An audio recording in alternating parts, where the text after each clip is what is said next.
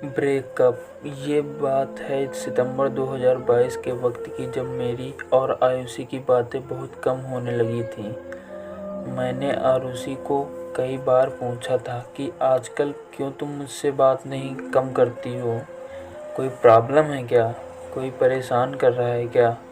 लेकिन आरुषि ने मुझे कुछ नहीं बताया। फिर एक दिन रात को 11:30 मुझे आरुषि की याद आ रही थी और मैंने सोचा क्यों ना उससे बात कर लूं। जब फ़ोन किया तो उसका फ़ोन बिजी था। मुझे बड़ी हैरानी हुई कि इस समय उसका फ़ोन बिजी क्यों है। मैंने 2-3 बार ट्राई किया लेकिन फिर भी बिजी था।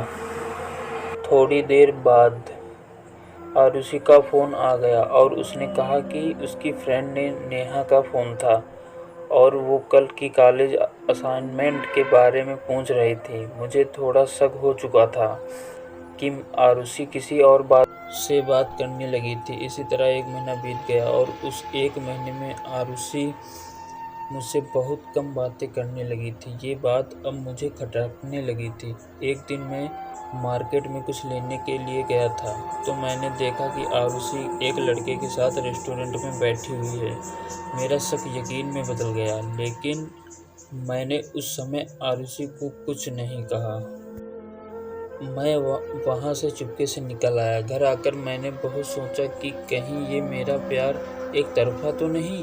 मैं बहुत उदास था क्योंकि उस दिन मैं बहुत अकेला महसूस कर रहा था। अगले ही दिन मैंने आरुषि को फ़ोन किया और उससे मिलने के लिए बुलाया। मैं अंदर ही अंदर जानता था कि ये शायद मेरी आरुषि के साथ आखिरी मुलाकात होगी। उस दिन मैं बहुत इमोशनल था। मैं आरुषि को मिला, उसका हाथ पकड़ा और मैंने वो कहा जो मैंने कभी सोचा भी नहीं था। मैंने आरुषि को कहा, आरुषि, मैंने तुम्हें बहुत प्यार किया था। मेरा वक्त, मेरा दिल, मेरी फीलिंग सब तुम्हारे लिए थी, लेकिन तुम शायद बदल गई हो और इससे कोई बुराई नहीं। वक्त के साथ हर इंसान बदल जाता है, लेकिन कम से कम मुझसे एक बार बात तो करके देखी होती। खैर, मुझे पता है कि तुम्हारा अफेयर किसी और के साथ भी है और इसीलिए मैं चाहता हूँ कि तुम मेरे इस बंधन से आज़ाद हो जाओ। मैं नहीं चाहता कि तुम मेरा दिल टूटने के डर से मुझे कुछ ना कह पाओ। इसीलिए आज मैं तुमसे कहने आया हूँ आरुषि, आज के बाद मैं तुम्हें कभी नहीं मिलूँगा। और हाँ, मैं तुम्हें तुम्हारी ज़िंदगी के लिए शुभकामनाएं देता हूँ और चाहता हूँ कि तुम ज़िंदगी में हमेशा खुश रहो। आरुषि बिना कुछ बोले मेरी बातें सुन रही थी। शायद उसे भी पता था कि मुझे उसके अफेयर के बारे में पता चल चुका है। उसकी आंखें नम भी थीं, लेकिन अब मुझे कोई फ़र्क नहीं पड़ता था। ब्रेकअप के बाद मैंने क्या सीखा?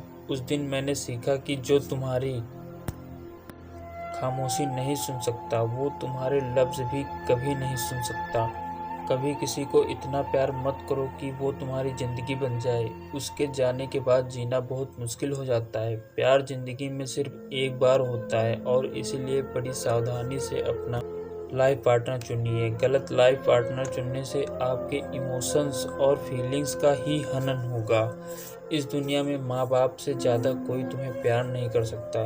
वो चाहे तुम्हें डांटता हो, लेकिन हमेशा तुम्हारा भला ही चाहते हों।